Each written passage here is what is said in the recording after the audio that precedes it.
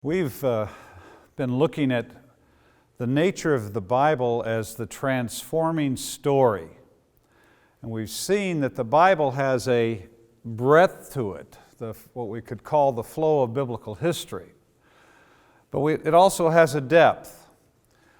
And the depth of the story reveals the meaning of the story. So when we use the word story, we're often using it synonymously for the word worldview or mindset. Paul speaks about the strongholds of the mind. And what we want to do in these sessions now is look at the power of story, to see how powerful worldviews are, not only how we see the world through a worldview, but how worldviews shape our lives and shape the kinds of societies and nations that we will build. I'd like to give you a couple of illustrations as we begin. One is from a friend of mine named Josie. You will notice that many of my stories have names attached to them. It's because of people coming up at conferences and saying, "Darrow, I have an illustration for you." So this is Josie's story. Josie graduated from an American university with a degree in nursing. She had a heart for the poor, so she decided to travel to West Africa with the American Peace Corps program, and her assignment was to teach microbiology in an African nursing college. She had never taught before. She was very excited about what she was going to do. And she began this semester by teaching an overview of biology. And then from there, she narrowed it down to microbiology, and from there, she narrowed it down to germ theory. Her students studied very hard, and at the end of the semester, they all passed the test, the final test, and Josie was pleased that they had done so well and that her first teaching assignment had gone so well. But she asked the students to evaluate the class so that next time she taught, she'd be able to make improvement on what she did. And during the evaluation, one of the students raised their hand and said, "Miss Josie, thank you for teaching us what white people believe about how you get sick. Now would you like to know how people really get sick?"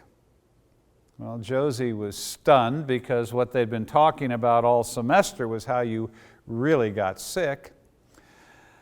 And she said, "Yes, tell me, how do you really get sick?" And this African nursing student said, "Yeah, here in Africa, we understand there's a spiritual realm.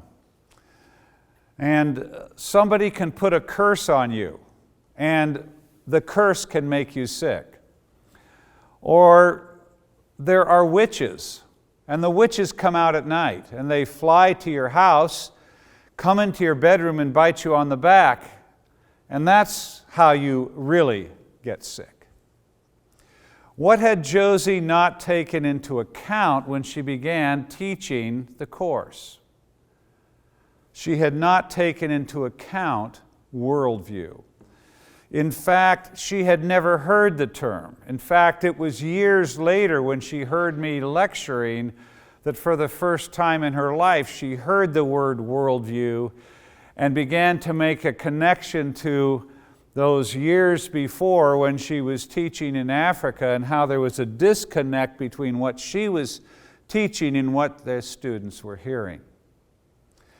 Josie was a materialist, and she was looking at illness from a materialistic perspective. And in a materialistic perspective, everything has to be defined in material terms. So the root of physical illness is always a physical condition, and the solution to the physical problem is to use drugs or knives. Her students believed that there was a spiritual realm and that there could be a spiritual cause of physical illness. And this was totally beyond the imagination of Josie or a Western mind. Worldviews are powerful. Here you had Josie and her students looking at the same thing, illness, but coming to two totally different understandings based on their different worldviews. Another example came from the 1400s. There was a Portuguese prince named Henry, and he was nicknamed the Navigator. He was nicknamed the Navigator because he wanted to explore the world. One of the things that Henry wanted to do was find a sea route from Europe to India.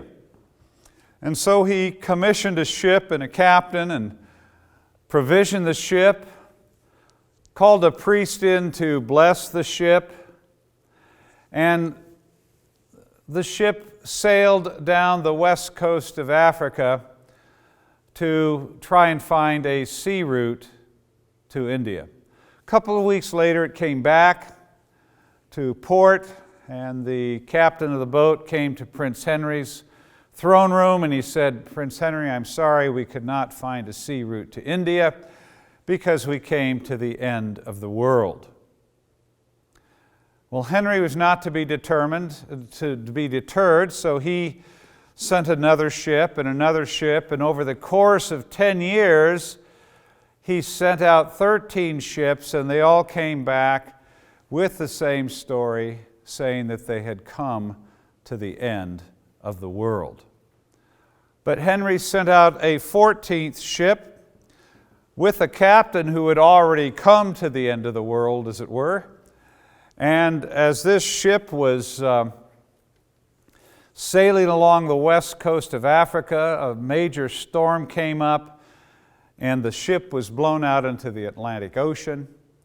And after a period of time when the storm had died, the captain could no longer see the coast of Africa, so he set sail to the east, and after a few days, they came to the coast of Africa and realized that they were past the end of the world. And it was this breakthrough that allowed the eventual discovery of the sea route from Europe to India. What had happened to the other ships? They had come to a point in what is today the Spanish Sahara, where the desert moves out into the Atlantic Ocean, and there is a huge sandbar. And over this sandbar there are strange currents, and of course as a ship would approach the sandbar, the water under the keel would get shallower and shallower, and between the water getting shallower and the strange currents, the conclusion of the men on the ship was that they had come to the end of the world. But had they come to the end of the world? No. Where was the end of the world? It was in their mind. In those days, if you sailed too far to the west or too far to the south, it was thought you'd come to the edge of the world and fall off. And that's what these sailors thought. What limited their discovery? Not reality. What limited their discovery was the map in their mind. Every single person in this world has a map in their mind. It's a map that tells them what the world is like. And we can call this a worldview or a mindset. Scientists call it paradigm.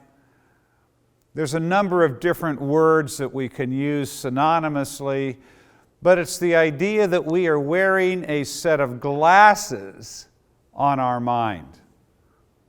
Many of us wear glasses or contact lenses on our eyes, and it's these glasses that allow us to see and hopefully see more clearly. Well, every one of us is wearing a set of glasses on our mind. The trouble is, we don't know it. Many of us are born again in our hearts, but we're not born again in our minds. Our minds have been set by our culture. In the West, by a materialistic culture. In much of Africa and the Americas and Asia, it has been shaped by an animistic culture. But we have these glasses on our mind and we never look at them. I don't know about you, but at the end of my day, I'll go into the restroom, I'll brush my teeth and do the other things that I do. Then I'll go sit on the edge of my bed and I'll take my glasses off and put them next to the bed, and I go to sleep. And what's the first thing I do in the morning? I pick up my glasses and I put them on. And I forget about them. But all day long I look through my glasses. What do I not do? I do not look at my glasses.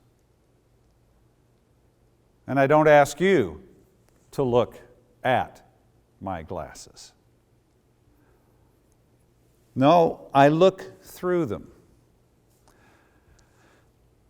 And we never take time to examine our glasses.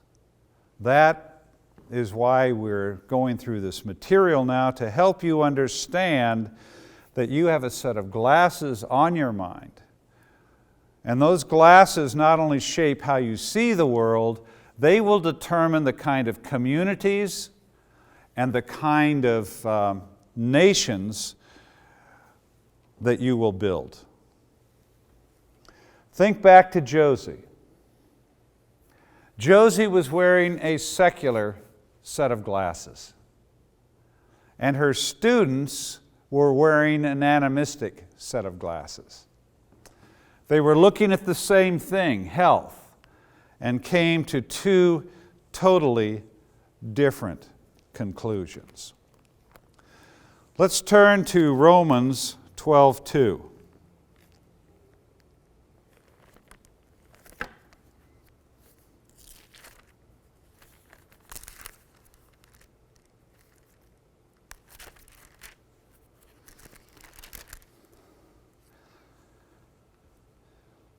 Paul says, "Do not be conformed any longer to the pattern of the world, but be transformed by the renewing of your mind." Be not conformed any longer to the pattern of the world. For those of us in the West, let's not be conformed any longer to our Western materialistic, consumer-oriented culture. To those in Africa or Asia, be not conformed to the pattern of your world. But what? Be transformed. And how are you transformed? By the renewing of your mind. What God is saying, it's not enough to be born again in your heart as long as you have a pagan mind. We need to be born again. We need to be born again in our heart, and then we need to have our mind born again. If we lived at a time of history where we had a biblical worldview, you wouldn't be talking about being born again. But we live in a time where a materialistic worldview dominates most of the Western world, and an animistic worldview dominates most of the developing world. And because of that, when we come to Christ, we come through the lens of our materialistic or animistic worldview. So we need to have the lenses in our glasses changed. God has ground lenses for our glasses that allow us to see reality the way He has made it. So when we come to Christ, it's not just to be born again in our hearts. We need to be born again in our minds. And very often that is a conscious process of changing the lenses in our glasses.